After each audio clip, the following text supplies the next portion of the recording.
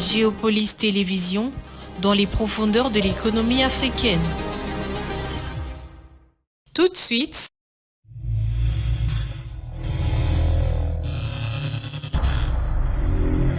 bulletin.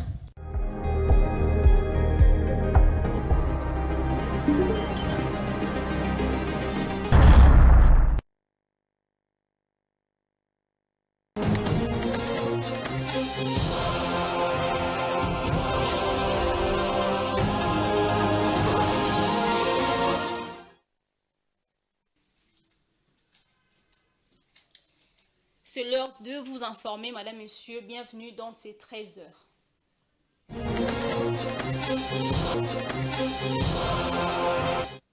Commençons par cette information en bref. La République démocratique du Congo célèbre le 1er août de chaque année la fête de parents, suivie le même jour dans l'après-midi de la journée des morts. Cette journée a été déclarée chômée et payée sur l'ensemble du territoire national. Au cours de ces doubles temps, les familles se rendent dans les différents cimetières pour ce qui est de Kinshasa, balai, bêche et machette. Question d'assainir les abords des tombes où repose désormais le membre de la famille parti dans l'au-delà. Et puis l'ancienne première dame Olive Lembe Kabila a exprimé sa consternation dans une vidéo virale après une attaque présumée contre sa résidence de la Gombe qu'elle considère comme préméditée par des membres de la Ligue de jeunes du parti présidentiel. Selon elle, cette attaque met en danger sa famille. Cependant, plusieurs sources indiquent que l'incident est en réalité des chauffourées liées à un conflit immobilier voisin qui a accidentellement touché sa résidence. Suivez.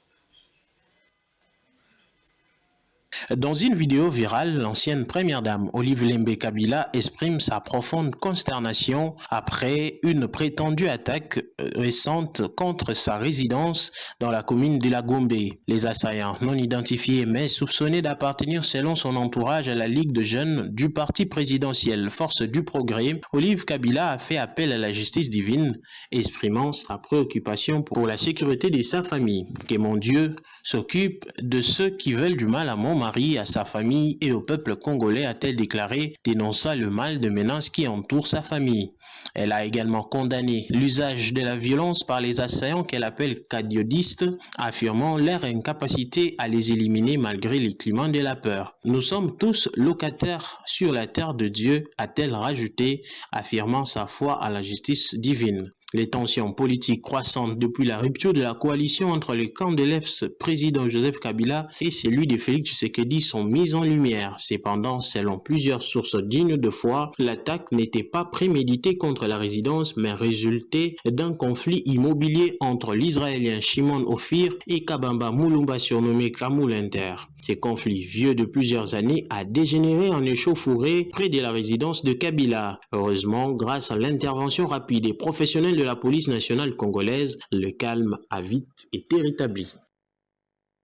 On va prendre cette information sportive en bref. Le nageur congolais Aristote Ndombe est éliminé ce jeudi 1er août au préliminaire des Jeux Olympiques Paris 2024. L'ambassadeur congolais a fini la course à la 6e place avec 29 minutes et 4 secondes dans la deuxième série.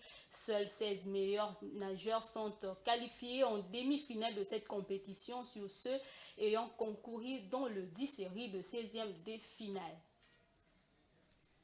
Et pour terminer, au Nigeria, les coûts élevés de la vie suscitent la colère. Les Nigériens organisent des manifestations pour dénoncer cette situation. De leur côté, les autorités nigérianes craignent que les manifestations meurtrières de 2020 ne répètent.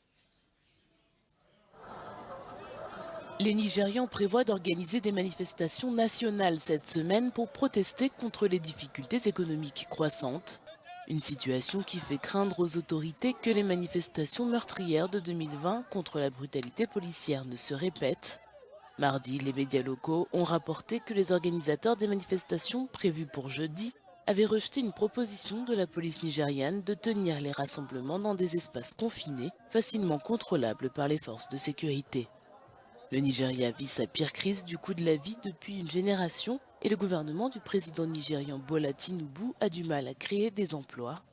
Les difficultés économiques actuelles sous Tinubu, qui a promis un espoir renouvelé lorsqu'il a prêté serment en mai 2023, sont imputées à l'inflation galopante qui n'a jamais été aussi élevée depuis 28 ans et aux politiques économiques du gouvernement qui ont fait chuter la monnaie locale à un niveau historiquement bas par rapport au dollar. Le Nigeria compte plus de 210 millions d'habitants.